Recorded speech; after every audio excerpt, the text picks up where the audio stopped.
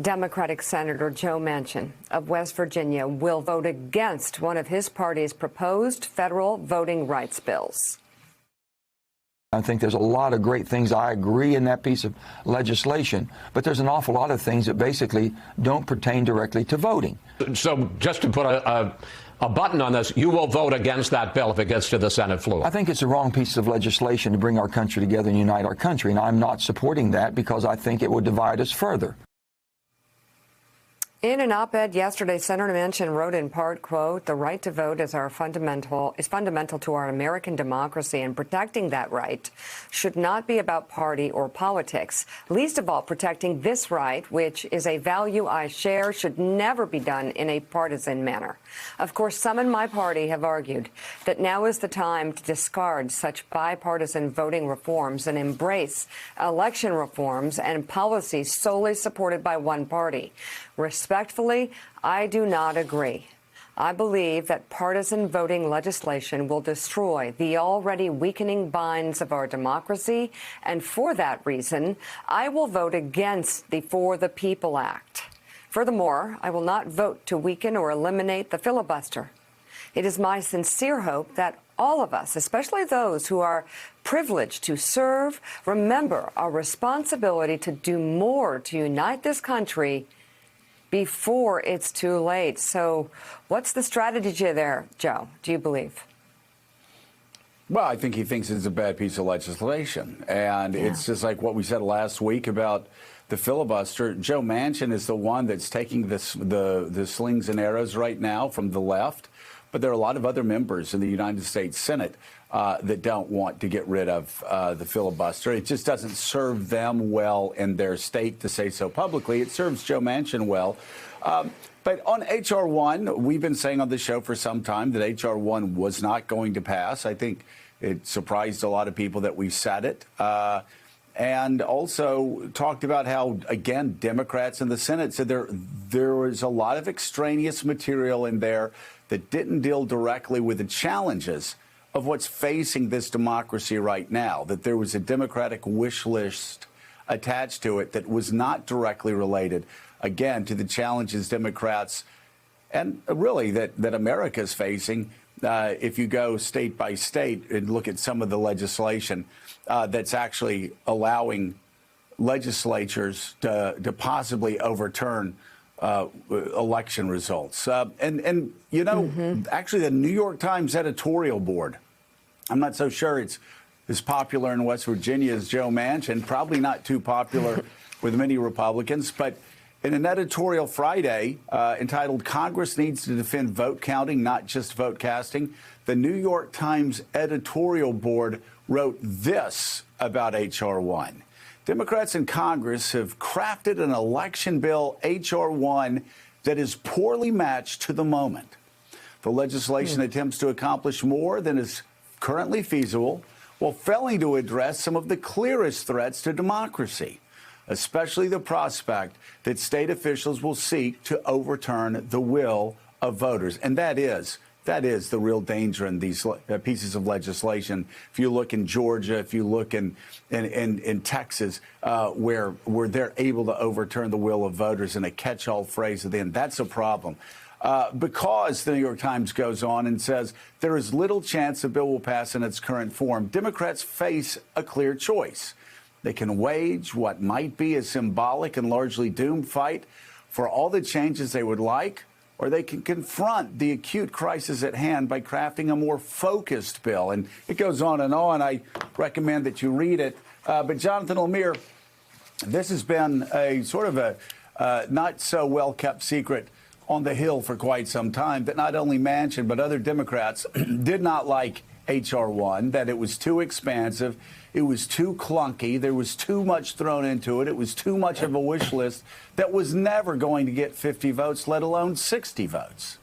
Yeah, Joe, you're right. There have been sort of whispers behind the scenes that have emerged to the forefront more loudly in recent weeks, and certainly Manchin's op-ed sort of put the punctuation mark on it in terms of H.R. 1. And there's still some hope that the John Lewis Act, which some Democrats have said all along should have been sequenced first, would have some momentum, that there's some possibility there, that common ground can be reached, and that could be something that could be pushed into law later this summer. But it's not just on voting rights, it's also the filibuster.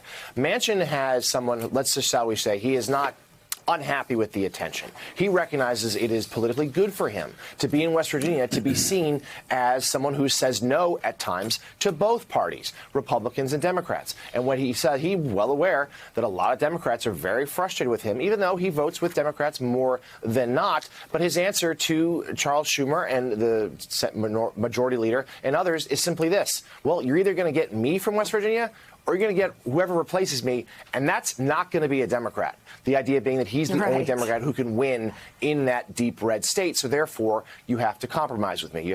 He has taken the example of Senator Robert Byrd, the legendary West Virginia senator who really believed in the rules of the Senate. That has helped inform Manchin's belief on the filibuster. But he's not alone. He's willing to be sort of at the forefront, to be the figurehead of this movement, even among Democrats, to not change or at least to not eliminate the filibuster. But there are others who will quietly have the same reservations. And there is not any certainty whatsoever that there is enough support, even just among Democrats, forget Republicans, to have such a fundamental change to such a piece of Senate tradition. And that is something the White House, as it looks to push forward its agenda, is going to have to grapple with. So Senator Joe Manchin is also a key vote if any infrastructure bill is going to pass, and he remains confident a bipartisan deal is possible. I commend the president and Senator Capito, my colleague from West Virginia, for continuing to work hard. They're working hard, trying to find a compromise. They've come a long way. I still have all the confidence in the world, Chris, we're going to get there. Senator McConnell, the head of the Republicans in the Senate, says that he's 100% focused on blocking the Biden agenda. Question, aren't you being naive about this continuing talk about bipartisan cooperation?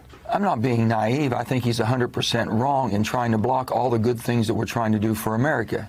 We'd be a lot better if we had participation, and we're getting participation. I'm going to continue to keep working with my bipartisan friends, and hopefully we can get more of them. Jackie Alemany, what is Joe Manchin's calculus here? That's something I think that his Democratic peers are still trying to figure out, as he sort of refuses to acknowledge the reality of what Mitch McConnell has explicitly said, which is just this past month in May, saying that his focus is 100% focused on stopping the priorities of the Biden administration. And I think that's the frustration we're going to continue to see from Democrats in a more public sense, a frustration with Manchin that he's not so much, has substantive policy issues with the Biden administration's priorities, but that he is married to this idea of bipartisanship. Even during that interview with Chris Wallace, he very vaguely talked about his issues with H.R. 1. But really, his biggest issue was that there isn't a single Republican that has signed on to the piece of legislation. I think that there would be more willingness to accept Manchin's point of view from the Democratic caucus if he was providing substantive feedback on policy changes that he wanted.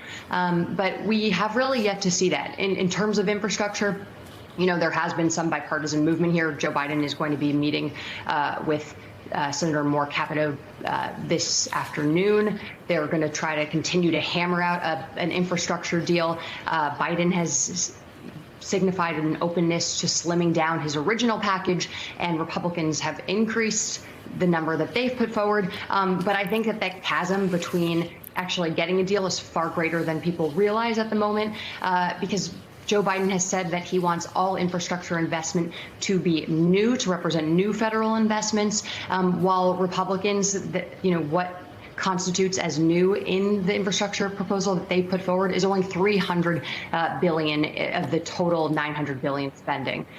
So I think that, the bipartisan efforts are there, but it really remains to be seen whether, Republicans are negotiating in good faith, along with Democrats as well.